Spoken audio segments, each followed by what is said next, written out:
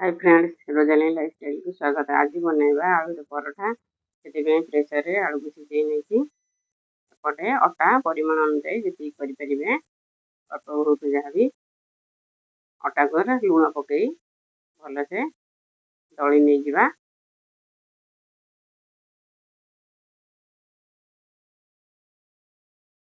भिडियोटी नुआ देखुले सब्सक्राइब निश्चित करेंगे। भल लगुले लाइक कमेंट शेयर निश्चित करेंगे। मसला नहीं जाइए अदा पिज रसुण पिज को जारिबा अदा रसुण को सीटी नहीं जा। कड़े बसले तेल ततीगला फुटन टे पक पिज को नाली हाँ पर्यंत भलसे भाजी नहीं जा। पटे अदा रसुण को सीटी नहीं पिज टे आसले पकईदबा।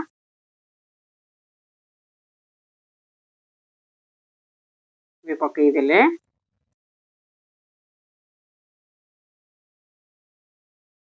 स्वाद अनुसार लुण हल्दी चिली पाउडर धनिया पाउडर जीरा पाउडर सब पकईदबा। आलू को सेपटे सीझी चपड़ देते पकईदबा। भलसे एमती नहीं कषि नहीं जा।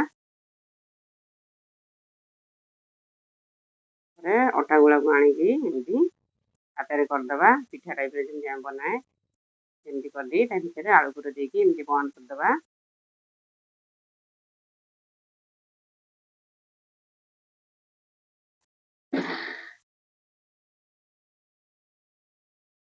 एमती बंद करनेला पेड़ी रे अटा मुंडे पकई नहीं धीरे धीरे बेली नहीं जा।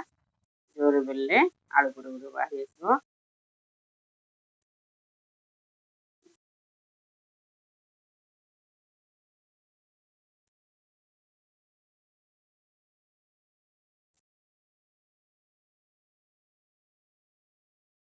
एमती करी बेल नहीं गले सेपटे तावा बसई नहीं तावा पकईदे गोटे साइड हो गला गोटे पट उल्टे दीदा आसले तेल देदबा।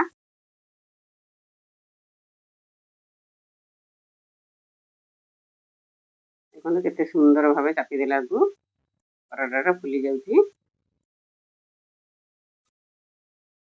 गोटे परोटा रेडी होगा आ गोटे बन नहीं जा। सेमती आलू पुर देकी पुणी बेली नहीं जा।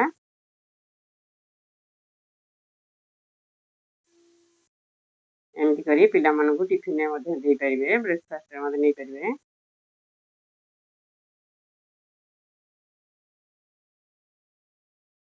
सेमती पूर्वपरी कर नहीं गले देखो आ गोटे परोटा रेडी होगा। देखो केते सॉफ्ट है निश्चिंत तैयारी निजे खाते पिला दिंतु।